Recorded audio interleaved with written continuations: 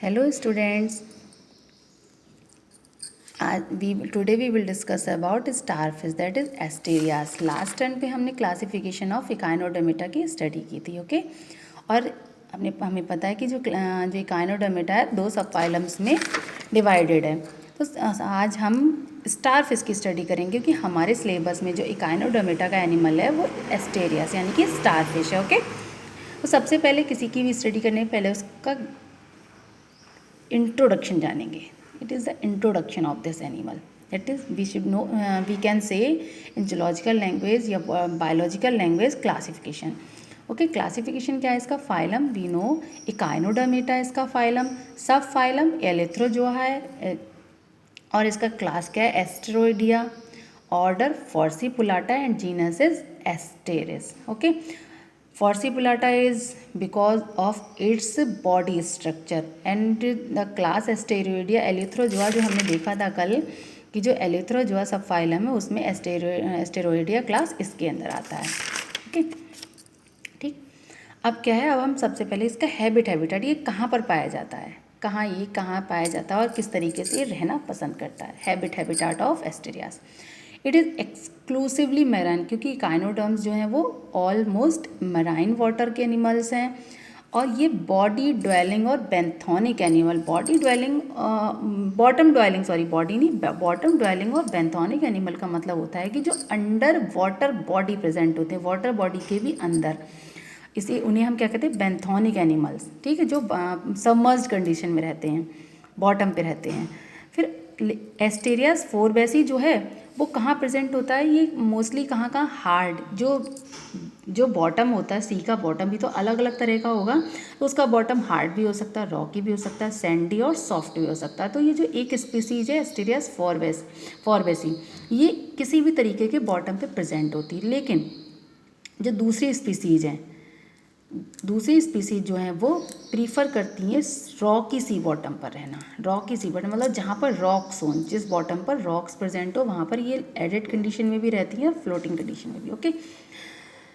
Most species of Asterias are generally solitary means होता है कि एकांत निवास, अकेले रहना पसंद करती हैं। जो मोस्टली स्पीसीज जो होती हैं वो अकेले रहती, लेकिन कभी कभी कुछ इकोलॉजिकल कंडीशंस ऐसी होती हैं जैसे कि वर्स्ट, उन्हें लगता है ये वर्स्ट कंडीशन है तो साथ में रहेंगे तो बच जाएंगे, तो क्या करती हैं? जब सर्टेन इकोलॉजिकल कंडीशन, जैसे कोई हम एक कंडीशन ले लेते हैं इनके लिए, क्योंकि ये सनलाइट पसंद नहीं करते, ये इन्हें सनलाइट की से थोड़ा सा अवॉइड करना चाहते हैं सनलाइट को, इसीलिए सी बॉटम पर रहते हैं। लेकिन सनलाइट तो सी बॉटम पर भी पहुंचती है, ठीक। तो ये सनलाइट को अवॉइड करने के लिए क्या करते हैं? गैदर हो जाते हैं, बहुत सारे एनिमल जो है वो एक जगह पर इकट्ठे हो जाएंगे। इन्हें लगता है कि पर्पज़ ऑफ प्रोटेक्शन रहता है ये इनका, एक इकट्ठे हो जाएंगे और तो हम इस सनलाइट से बच जाएंगे, ठीक। Most of them are nocturnal, तो मोस्टली क्योंकि ये सनलाइट नहीं प्रेजेंट करती इसलिए डे टाइम में ये क्या रहते हैं? रिमेन क्वाइट रहते हैं, एकदम शांत रहते हैं, कोई एक्टिविटी नहीं करते, इसलिए रात में सारी एक्टिविटीज़ अपनी करते हैं, जैसे कि फूड लेना, बाकी जो लाइफ स्पैन की एक्टिविटी हैं वो सारी रात के टाइम पे करते हैं, तो इन्हें हम नॉक्टर्नल भी कह सकते हैं। मोस्ट स्पीसीज की नॉक्टर्नल होती हैं, ठीक। All sea stars are carnivorous, carnivorous का मतलब होता है, हम सब जानते हैं कार्निवोरस यानी कि ईटिंग अदर एनिमल्स। ये कैसी होती है? कार्निवोरस होती हैं और क्या करती हैं? वेरियसली अलग अलग तरीके के उन एनिमल्स को खाती हैं, सी के मैराइन एनिमल्स को खाती हैं जो स्लो होते हैं, जो ज़्यादा एक्टिव नहीं होते, स्लो होते हैं, इन्हें अच्छे तरीके से जल्दी कैप्चर कर लेती हैं।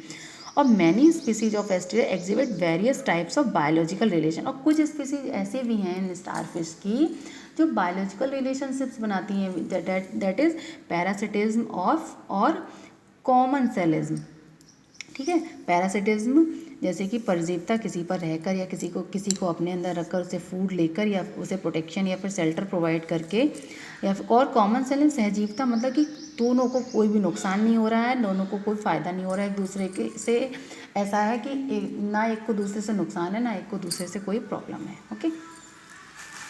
नेक्स्ट है इसका ये था all about the habitat classification of starfish. अब इसका एक्सटर्नल फीचर के अंदर एक्सटर्नल फीचर पढ़ेंगे। एक्सटर्नल फीचर क्या है कि ऊपरी दिखावट कैसा दिखता है ये? Firstly shape, size and colour. Shape size क्या होता है? Asterias has radially symmetrical and pentamerous body. Radially symmetrical मतलब कि एक अगर हम बॉडी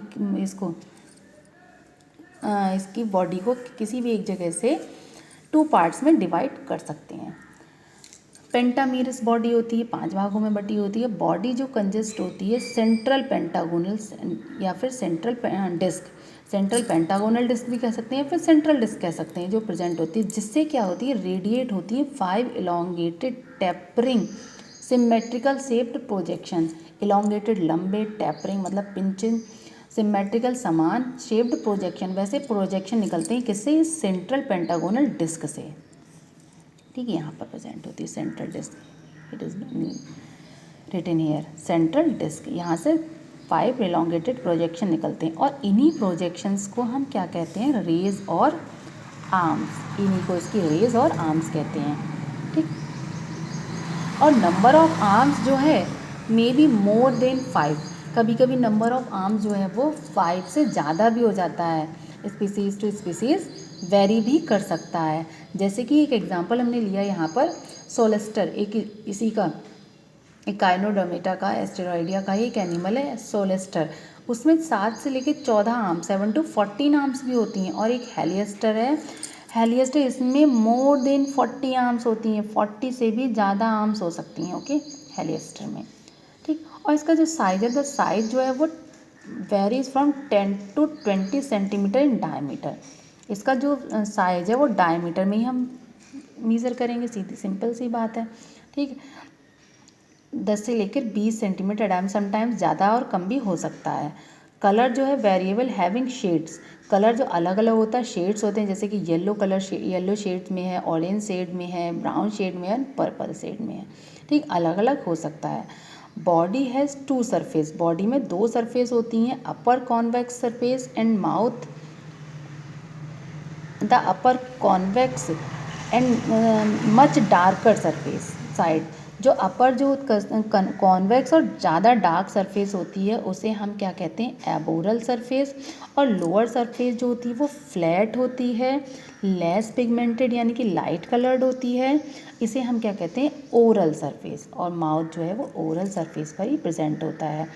तो इसके बाद हम इसकी जो सरफेस हैं, दोनों सरफेस के बारे में पढ़ेंगे, अपर सरफेस और लोअर सरफेस। नेक्स्ट टर्न पे इसके अपर सरफेस और lower surface and ambulacral groups, इन सब के बारे में पढ़ेंगे कि ये क्या, ambulacral groups, mouth, central disc, tube feet, this is tube feet, this is arm, ambulacral group, this is ambulacral group and this is terminal tentacles.